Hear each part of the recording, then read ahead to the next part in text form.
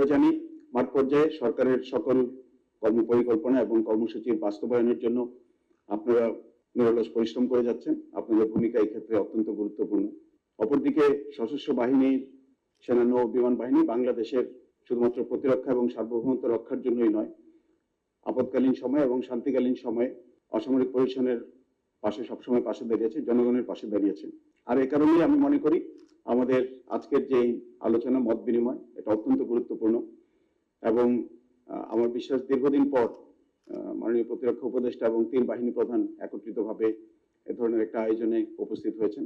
আমার বিশ্বাস এর মাধ্যমে বর্তমান সরকারের যেই বিভিন্ন পরিকল্পনা এবং কর্মসূচি বাস্তবায়নের ক্ষেত্রে যে অঙ্গীকার সেটা অনেক বাস্তবায়ন করতে অনেক সহজতর হবে এবং আমরা সবাই কাঁধে কাঁধ মিলিয়ে কাজ করবো ইনশাআল্লাহ। ঈদ আসবে, সাথে ক্যাশব্যাকও আসবে। নিজের বা প্রিয়জনের জন্য কেনাকাটায় এবারও নগদ পেমেন্টে পাচ্ছেন দারুণ ক্যাশব্যাক। তাই যাই কিনুন, পেমেন্ট করুন নগদে।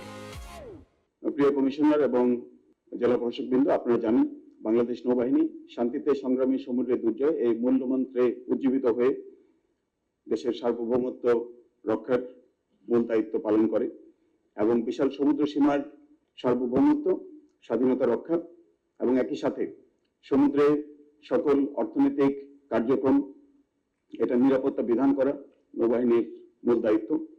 আমরা বাণিজ্যিক জাহাজের চলাচল, মৎস্য সম্পদ সুরক্ষা, সমুদ্র পথে চোরাচালান দমন, অবৈধ অস্ত্র চোরাচালান এই বিষয়গুলি প্রতিহত করি।